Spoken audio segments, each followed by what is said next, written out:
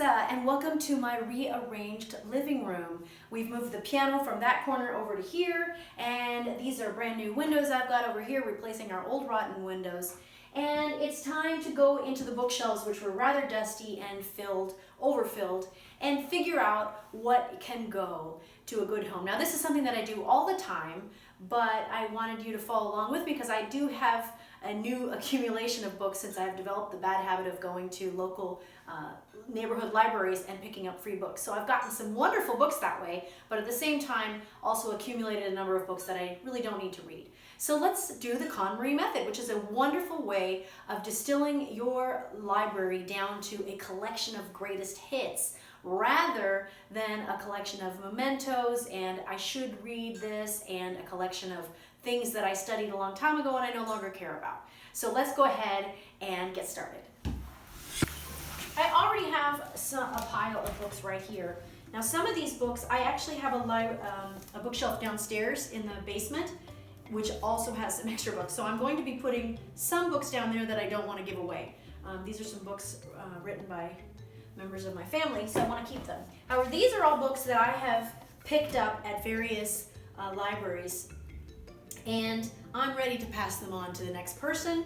To be honest, I haven't read them, but the KonMari Method, one of the things she insists on is holding the books and asking yourself, are you going to read? And so in this case, I looked at them last night and I thought, nope, I'm done. Now the key is always, once you've decided you're not going to read it, make sure you put it in a bag or a box, and as soon as this process is over, get them out of the house because you will change your mind otherwise. Okay, so this is the giveaway pile, this is the keep but in the basement pile.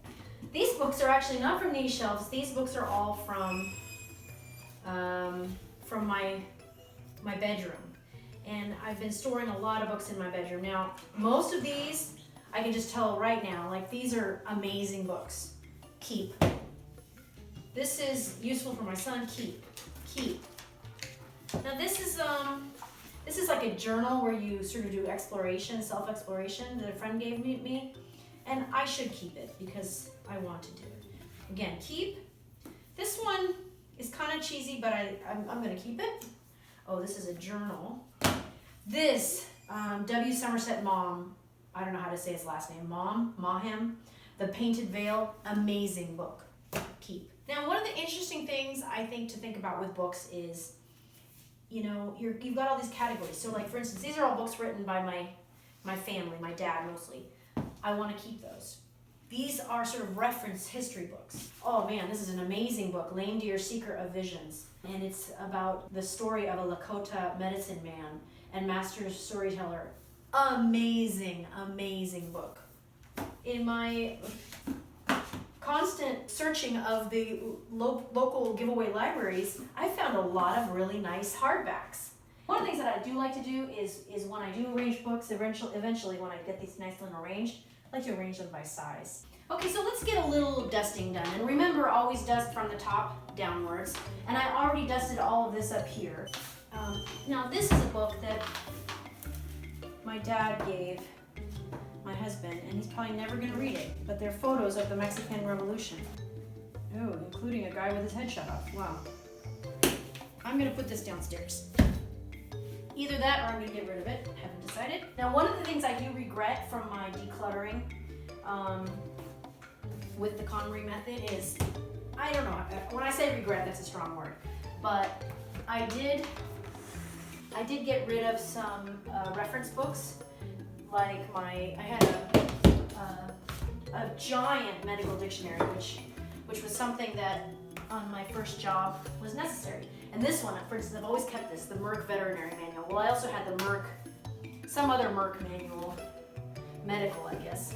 And I got rid of that. And you know what? I kind of regret that in a way, because those manuals, those Merck manuals, let's see if it's equivalent of what you do now when you go and Google things online and look for what these sicknesses mean. Okay, so I'm just going to show you. There's a lot of dust over here. A lot of dust. Let's see how much of that comes up. Yeah, not a lot.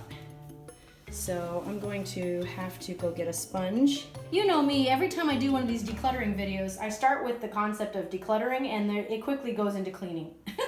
Be careful if you are spraying any kind of a cleaning stuff, which you don't necessarily need, but if you are, just make sure it's not going onto the tops of the books in the next shelf. I mean, as much as possible, obviously. Can't 100% prevent that, but it's good to just get all these things up and get all these things dusted off. And that is one of the advantages. So one of the rules of decluttering is don't take out more than you have time to get into. So I'm going to follow that rule. When I put these books back, I'm going to dust all of them. But I'm just going to share with you right now. I know that these books are books I want to keep. So there's kind of some interesting themes. And sometimes I think about organizing things by themes, like animal-oriented. This is, there's actually, here are several animal-oriented. I've got Beyond Words, which is amazing. I've got, now there's two of them that I've never read. When Elephants Weep, The Emotional Lives of Animals. Really do need to read that book. And here's another one. What Dogs That Know When Their Owners Are Coming Home and Other Unexplained Powers of Animals. Then we've got Mammals of the San Francisco Bay Region, and I know I've got other animal ones in the other shelf. And then one of my favorite books that I read when I was a child, King Solomon's Ring, the classic account of animal behavior by Conrad Z. Lorenz. And this just so affected me as a child. These are all amazing books. Amazing classic books. Robinson Crusoe, Jules Verne, Don Quixote.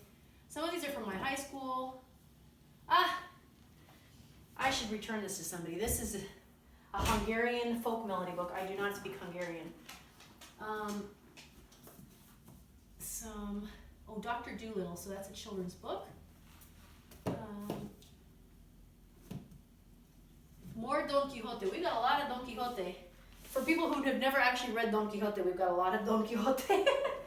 A few of these books are not important to me. This book I've never read. There's two different Sherlock Holmes books. And so really some of these books, like these three, these are just books that I've recently found that are nice hardbacks. So I shouldn't say that all of them are classics to me. But some of them are from my childhood. Like these are from my childhood. And some of them are important to me, like the Bible that I was baptized with and things like that. I believe this is from my mother's childhood. It's obviously pretty destroyed. So, and one of them is from my grandmother's childhood, I believe. But anyway, I'm happy with how that's looking. So moving, and I've taken all of these books off of this shelf and dusted them. So now let's start putting some of those books back. Now, as always, the middle stage of decluttering is always kind of messy, but like I said, try to stay focused. Try not to empty out more than you can put back. So those are actually papers in those bottom classic file bins letter bins that I found a long time ago. In fact, I don't even know what's in there, so I'm going to have to look at that. But I've decided they don't need to be there anymore since I'm trying to consolidate all books to this sort of living room library. All right, making headway. Here's our second shelf, partially filled in with 2 book series. Now, the one on the right actually was lent to me by my dad. All right, so I've made a lot of progress. These books are going down to the basement. These are some book jackets and papers that can be recycled. This book is going into the kitchen. That's a little cookbook. Now, I'm very proud of it. This whole pile is going to be given away, so I don't have to read that. Isn't that nice? Freedom from reading. This whole shelf is all finished.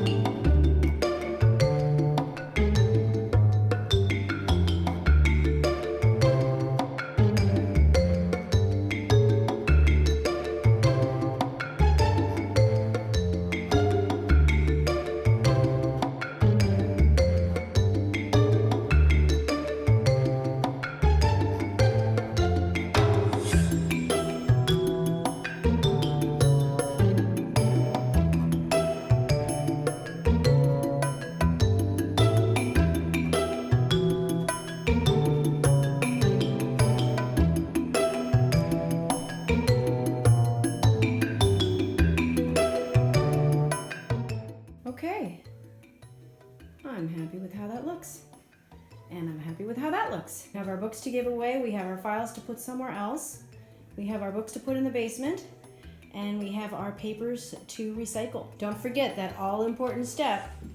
Get your books into bags and get them off to Goodwill or wherever you're going to take them. So there you have it, everybody. I hope you liked this video. This was a really fun process, and I just wanted to share how to do it because I do think that there's some great wisdom in what Marie Kondo advised, and it is a good way to periodically keep your collections flowing. Now, like I said, I did the giant KonMari purge a long time ago. I've had almost no regrets. There are a few little regrets I've had here and there, so I won't say you can get through it with 0 regrets, but I do have things that are precious to me that I've never gotten rid of, and I don't intend to. I intend to pass them on.